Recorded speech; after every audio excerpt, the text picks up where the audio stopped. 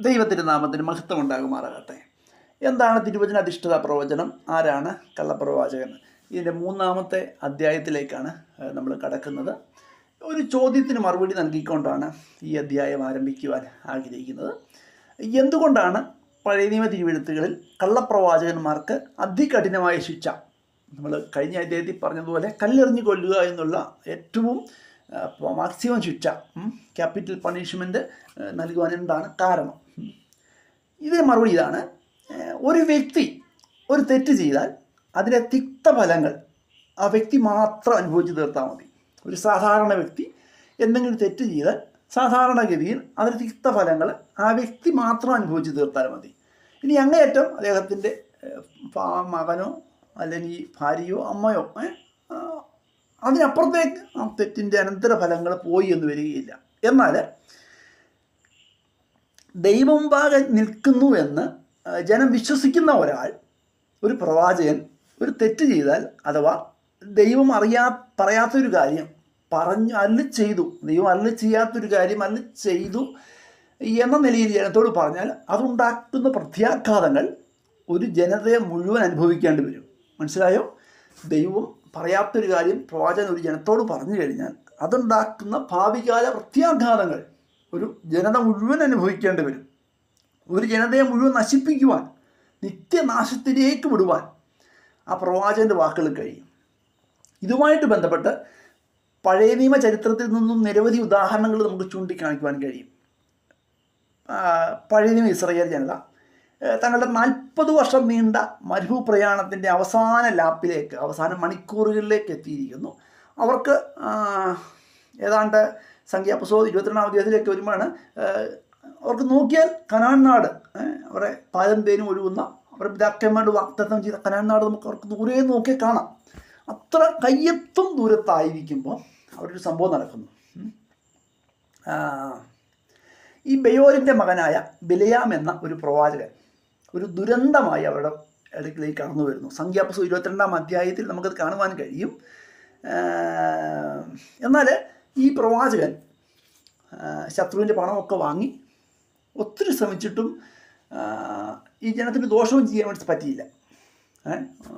Balak രാജാവ് ഈ ജനത്തെ ശപിക്കുവാൻ വേണ്ടിയാണ് ഈ പ്രവാചകനെ ചട്ടം കെട്ടുന്നത്.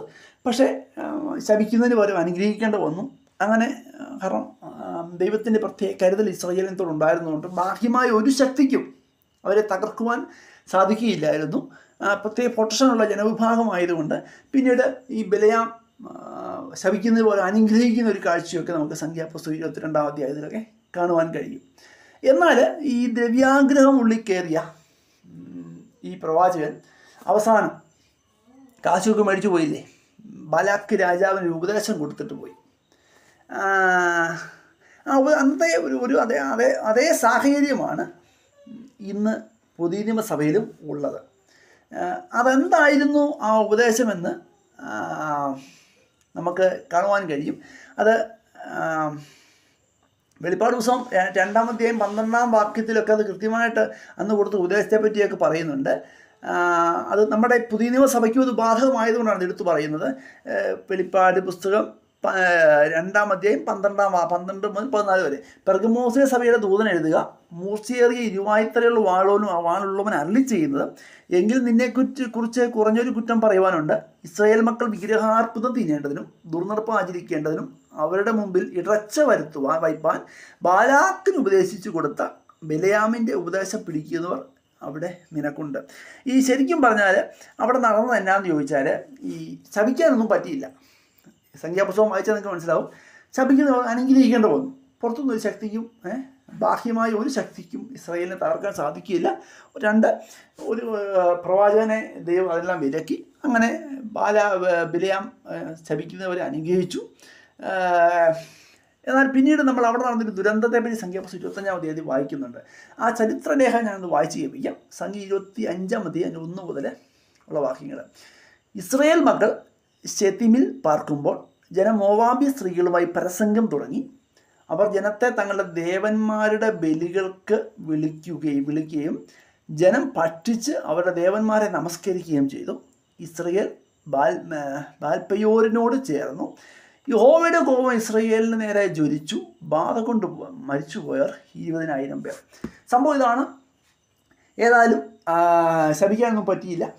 ഏറ്റവും ഒടുവിൽ വിലയാൻ പറഞ്ഞു കൊടുത്തു, നിങ്ങളിങ്ങനെ ഇവരെ വ്യഭിചാരത്തിന് പ്രേരിപ്പിച്ചാൽ മതി, കുറേ സ്ത്രീകളെ അങ്ങോട്ട് വിട്ട് കഴിഞ്ഞ് അവരെ എങ്ങനെയെങ്കിലും മലിനപ്പെടുത്തുക. ഏതായാലും കൊള്ളാം, ഈ വ്യഭിചാരം വന്ന പാവത്തിൽ ഇവർ വീണു, അവർ ബാലിന് ബലിയർപ്പിച്ചു. അങ്ങനെ ഏതായാലും ചുരുക്കം പറഞ്ഞാൽ അവരക്ഷരികമായി വ്യഭിചാരത്തിലേക്ക് അവർ പോയി. അങ്ങനെ ഏതാണ്ട് 20,000 പേര് വക്തത്വ നാടിൻ്റെ കണ്ണത്തും ദൂരത്ത് വക്തത്വ നാട് കണ്ടവർ, നമ്മൾ ഏതാണ്ട് അതേ സാഹചര്യത്തിൽ നിൽക്കുന്നവരാണ്. കണ്ടവർ 20,000 പേര് നശിച്ചു പോയി. ഇതാണ് അവിടെ നിന്ന് സംഭവിച്ചത്, ഈ ബിലയാം എന്ന പ്രവാചകൻ നിമിത്തം ഉണ്ടായത്.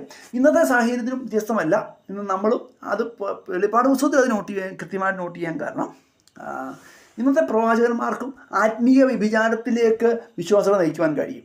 കാരണം ക്രിസ്തു എന്ന ഏകപുരുഷൻ നിർമ്മല കന്യകയായി വിവാഹ നിശ്ചയം ചെയ്തിരിക്കുന്ന വിശുദ്ധന്മാരെ നമ്മൾ ഓരോരുത്തരും നമ്മൾ ഏകസത്യ ദൈവത്തിൽ നിന്നും നമ്മൾ വഴിതിരിഞ്ഞു പോയാൽ, നമ്മൾ ദൈവവചന ഉപദേശങ്ങളോട് യോജിക്കാത്ത ഉപദേശങ്ങളിലേക്ക് പോയാൽ അതിനെ വ്യഭിചാരമെന്ന് പറയാം. ഒരു ഭർത്താവുള്ള സ്ത്രീയെ മറ്റൊരു ഭർത്താവിനോട് ചേർന്ന് കഴിഞ്ഞാൽ, മറ്റൊരു പുരുഷനെ ചേർന്ന് കഴിഞ്ഞാൽ തീർച്ചയായിട്ടും അതിനെ വ്യഭിചാരമെന്നാണ് പറയുന്നത്. അപ്പം കൃത്യമായ ഉപദേശമുള്ള ദൈവജനം മറ്റൊരു വിരുദ്ധ ഉപദേശത്തിലേക്ക് പോയി കഴിഞ്ഞാൽ അതിനെ ആത്മീയ വ്യഭിചാരം എന്ന് പറയാം. അപ്പം തീർച്ചയായിട്ടും അതാണ് ഇവിടെ ഉദ്ദേശിക്കുന്നത്. അപ്പം തീർച്ചയായിട്ടും ഇസ്രായേൽ ജനതയ്ക്ക് സംഭവിച്ചത് നമുക്കും സംഭവിക്കാതിരിക്കുന്നതിന് വേണ്ടിയാണ് പുതിയ നിയമത്തിൽ അത് കൃത്യമായി രേഖപ്പെടുത്തിയിരിക്കുന്നത്. പ്രിയരെ, സത്യദൈവത്തിന് നമ്മളെ അകറ്റുന്ന ഉപദേശം പറയുന്നവർ യഥാർത്ഥത്തിൽ ജനതയെ ആത്മീയ വ്യഭിചാരത്തിലേക്ക് നയിക്കുകയാണ്. തിരുവഴുത്ത് ഇപ്രകാരം പറയുന്നു, 2 കൊരിന്ത്യർ 11-ാം അധ്യായത്തിൽ, എന്നാൽ സർപ്പം ഹവ്വയെ ഉപായത്താൽ ചതിച്ചതുപോലെ നിങ്ങളുടെ മനസ്സ് ക്രിസ്തുവിനുള്ള ഏകാഗ്രതയും നിർമ്മലതയും വിട്ട് വഷളായി പോകുമോ എന്ന് ഞാൻ ഭയപ്പെടുന്നു. പൗലോസ് എഴുതിയാണ്, എന്നാൽ സർപ്പം ഉപായത്താൽ നിങ്ങളെ ചതിച്ചതുപോലെ നിങ്ങളുടെ മനസ്സ് ക്രിസ്തുവിനോടുള്ള ഏകാഗ്രതയും നിർമ്മലതയും വിട്ട് വഷളായി പോകുമോ എന്ന് ഞാൻ ഭയപ്പെടുന്നു. അപ്പം ക്രിസ്തുവിനോടുള്ള ഏകാഗ്രതയും നിർമ്മലതയും വിട്ട് വഷളായി പോയാൽ വ്യഭിചാരത്തിലേക്ക് പോകും. അപ്പം തീർച്ചയായിട്ടും ക്രിസ്തുവിനോടുള്ള ഏകാഗ്രതയും നിർമ്മലതയും വിട്ട് മറ്റു പലതിലേക്കും, ലോകമോഹങ്ങളിലേക്ക്, ലോകം കാണിക്കുന്ന മോടികളിലേക്ക് മനുഷ്യനെ ആകർഷിക്കുവാൻ നമുക്കിടയിലുള്ള പ്രവാചകന്മാർക്ക് കഴിയും. നമ്മുടെ സ്റ്റാർ പ്രസംഗകർക്കും പ്രവാചകന്മാർക്കും ജനത്തെ നന്നായി സ്വാധീനിക്കാൻ കഴിയും. അതൊരു സത്യം തന്നെയാണ്. ഒരു പക്ഷെങ്കിൽ എഴുത്തുകാർക്കൊക്കെ, ഞങ്ങളെപ്പോലുള്ള എഴുത്തുകാർക്കൊക്കെ ഉള്ളതിനേക്കാൾ എല്ലാം കൂടുതൽ സ്വാധീനം ഒരു പക്ഷെങ്കിൽ താരമൂല്യമുള്ള, ജനമേറെ വിശ്വസിക്കുന്ന ഈ പ്രവാചകന്മാർക്കും സ്റ്റാർ പ്രസംഗകർക്കും കഴിയും. എന്നാൽ ആത്മാവ് കൊണ്ട് ശുശ്രൂഷ ആരംഭിച്ച അവരിൽ ചിലരെങ്കിലും സ്തുതിപാടുകളുടെ എണ്ണം കൂടിയപ്പോൾ അവരെ വേലയ്ക്ക് വിളിച്ച ദൈവത്തെ മറക്കുന്ന കാഴ്ച നമ്മൾ കാണാറുണ്ട്. തീർത്തും വേദനാജനകമാണത്. അവർക്ക് ദൈവവചനം ധ്യാനിക്കുവാൻ സമയമില്ല. ജനം അവരുടെ പ്രസംഗം കേട്ട് കോരിത്തിരിക്കണം, അതുമാത്രമേ ആഗ്രഹമുള്ളൂ. വേദപുസ്തകവുമായി യാതൊരു ബന്ധവുമില്ലാത്ത കാര്യങ്ങൾ തിരുവചനത്തിലുണ്ട് എന്ന വ്യാജേന അവർ നിരന്തരം അവതരിപ്പിക്കുന്നു. ഇനി യാദൃശ്യമായിട്ട് തെളിവ് സഹിതം പിടിക്കപ്പെട്ടാൽ ഒരു കയ്യബദ്ധം പറ്റിപ്പോയതാണെന്നോ, നാക്കുപിഴ വന്നതാണെന്നോ, അല്ലെങ്കിൽ നമ്മുടെ റാന്നിയിലെ പുള്ളിക്കാരൻ പറഞ്ഞതുപോലെ വ്യാഖ്യാനത്തിൽ വന്ന പെശ കാണുന്നോ ഒക്കെ പറഞ്ഞ് അങ്ങ് കൈ കഴുകും. സത്യത്തിൽ ഇവരൊന്നും നന്നായിട്ട് ആത്മാർത്ഥമായിട്ടൊന്നും കൈ എഴുതുന്നതല്ല. ചിലട്ടെ ആത്യന്തികമായ ലക്ഷ്യം സാമ്പത്തികവും നമുക്കെല്ലാം അറിയാം. പക്ഷേ അപ്പോഴേക്കും ഇവരിപ്പോൾ ഒരു പിടിക്കപ്പെട്ട് കഴിഞ്ഞാൽ ഓക്കെ, ഒരു ക്ഷമാപണം നടത്തി കാര്യം നടത്തും, ഒരു ജനത്തെ പിന്നെയും കയ്യിലെടുക്കും. പക്ഷേ അന്നേരത്തേക്ക് ഇവർ പറയുന്ന കാര്യം ആയിരക്കണക്കിന് 10,000-കണക്കിന് ജനങ്ങളെ സ്വാധീനിച്ച് കഴിയും. ഞാൻ പറഞ്ഞ മനസ്സിലായോ? പണ്ട് പല പ്രവാചകന്മാരും പിടിക്കപ്പെട്ട് കഴിയുമ്പോൾ അവർ വേണമെങ്കിൽ ഒരു പത്രക്കുറിപ്പ് എഴുതും, അല്ലെങ്കിൽ ഒരു വോയിസ് നോട്ട് ഇടും, എനിക്കൊരു അബദ്ധം പറ്റിപ്പോയതാണ്. പക്ഷെ അവരുടെ പ്രസംഗം ആയിരക്കണക്കിന് 10,000-കണക്കിന് പേര് അപ്പോഴേക്ക് കേട്ട് കഴിയും. പിന്നെ അവരുടെ ഈ ക്ഷമാപണമൊന്നും ആരും കേൾക്കണം നിർബന്ധമില്ല. അപ്പോഴേക്കും ആ ജനത്തെ അതിനെ സ്വാധീനിക്കുവാൻ അവർക്ക് കഴിയും. ഇതുകൊണ്ടാണ് തീർച്ചയായിട്ടും ഈ പഴയ നിയമത്തിൽ ഈ കള്ളം പറയുന്ന, അല്ലെങ്കിൽ ദൈവാത്മാവ് പറയാത്തൊരു കാര്യം പറഞ്ഞു എന്ന് പറഞ്ഞ് ജനത്തെ വശീകരിക്കുന്ന ജനത്തോട് പ്രവാചകന്മാർ ക്ഷമിക്കാതെ, അവർ വിട്ടുവീഴ്ചയ്ക്കും തയ്യാറാകാതെ അതികഠിനമായ ശിക്ഷ തന്നെ കൊടുത്തത്.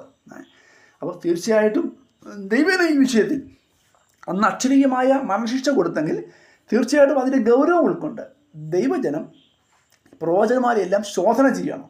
അവർ ദൈവവചനപ്രകാരമാണോ സംസാരിക്കുന്നത് എന്ന് നമ്മൾ മനസ്സിലാക്കി ദൈവവചനപ്രകാരമാണെങ്കിൽ മാത്രമേ ഉൾക്കൊള്ളാവുള്ളൂ. ഞാൻ ഒരു പ്രാവശ്യം പറയുന്നു, പ്രവാചകൻ സംസാരിക്കുമ്പോൾ ദൈവമല്ല നിങ്ങളോട് സംസാരിക്കുന്നത്, പ്രവാചകനിൽ ദൈവം അഭിഷേകം ചെയ്യുകയാണ്.